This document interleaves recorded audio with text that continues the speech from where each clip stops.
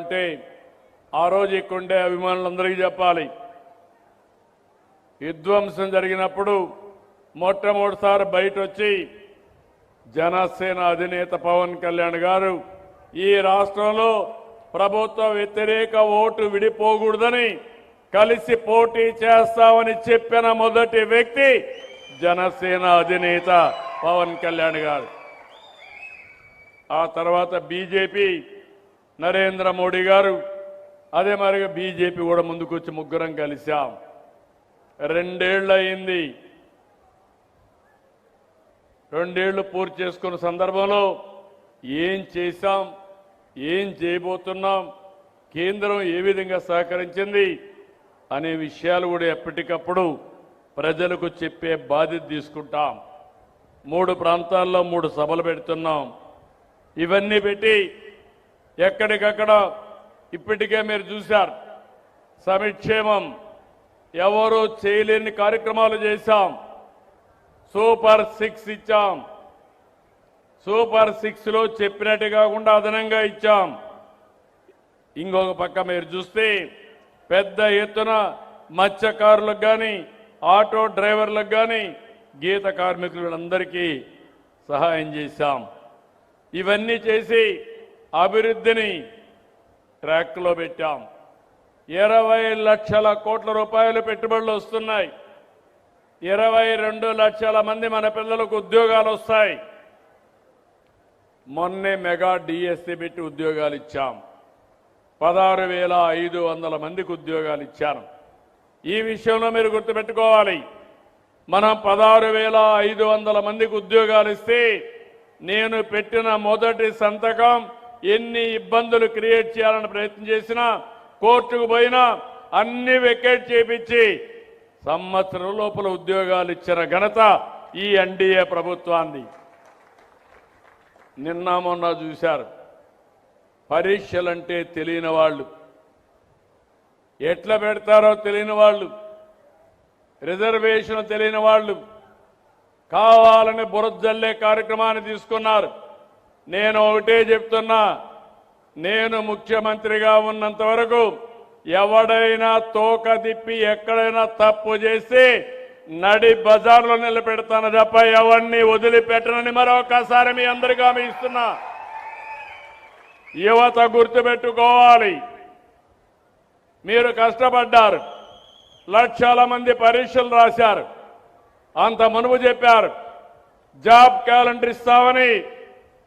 Job calendar ఇవ్వలేదు కదా, నిరుద్యోగులకు దగా చేశారు. నేను వచ్చిన తర్వాత ఉద్యోగాలు ఇస్తామని ఉద్యోగాలు ఇచ్చాం.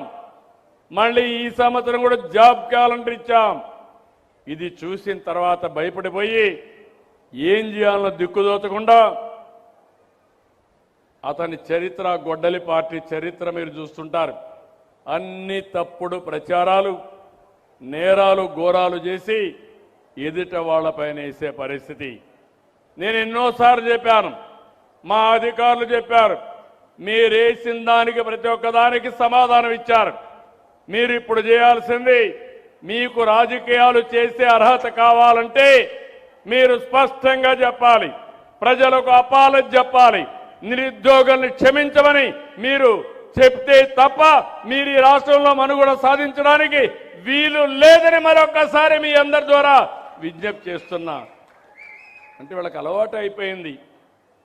ఆ రోజు మీరు చూశారు, నేనే ముఖ్యమంత్రి, బాబాయిని చంపేసి గుండెపోటుగా చిత్రీకరించి మరుసటి రోజు నా చేతిలో కత్తి పెట్టి నారాసుర రక్త చరిత్ర అని చెప్పిన వ్యక్తులు మామూలుగా ఇండ్రు. మీరు చీకొట్టారు. వెస్ట్ గోదావరి జిల్లాలో జీవితంలో ఒక్క సీటు కూడా గెలవరు వీళ్ళు. అలాంటి తీర్పునిచ్చారు.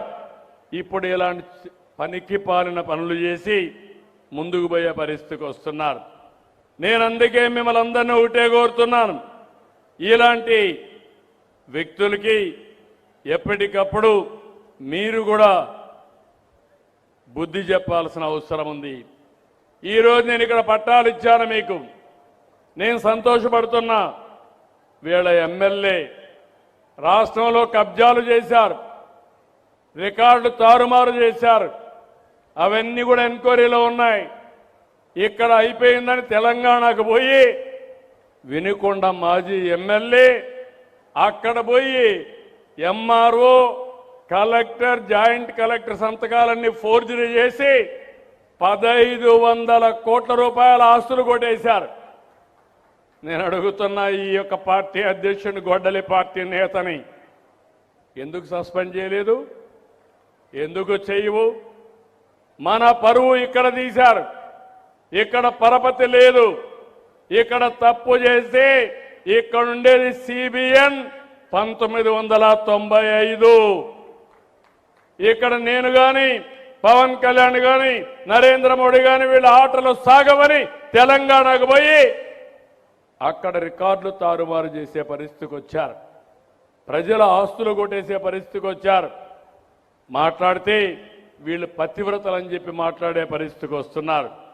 నేను అందుకే మిమ్మల్ని అందరినీ కోరుతున్నాను, ఈ రాష్ట్రంలో మళ్ళీ వీళ్ళు చూస్తే నాకు జ్ఞాపకం వస్తుంది. మీరందరూ కూడా గుర్తుపెట్టుకోవాలి, గొడ్డలి పట్టుకునే చేతులకి నాగలబట్టే రైతు బాధలు గుర్తురావు. కోడి కత్తి డ్రామాలు ఆడేవాళ్ళకి వరి కోతలు తెలియవు. గంజాయి బ్యాచ్ను ఓదార్చే వాళ్ళకి పంట సాగు తెలిసే పరిస్థితి ఉండదు. దేవాలయాల పైన దాడులు చేసి విధ్వంసం చేసే వ్యక్తులకి ప్రజల మనోభావాలు తెలియవు. మీరు చూశారు, సాక్షాత్తు కలియుగ దేవుడు వెంకటేశ్వర స్వామి అపవిత్రం చేయాలనుకున్నారు. నాకెప్పుడూ ఒక నమ్మకం, వెంకటేశ్వర స్వామికి అపవిత్ర చేయాలనుకున్న వాళ్ళు, ద్రోహం చేయాలనుకున్న వాళ్ళు ఇంకో జన్మ కాదు, ఈ జన్మలోనే పనిష్మెంట్ తీసుకుంటారని నా ప్రగాఢమైన విశ్వాసం. ఆ విషయం వీళ్ళు గుర్తుపెట్టుకోవాలి.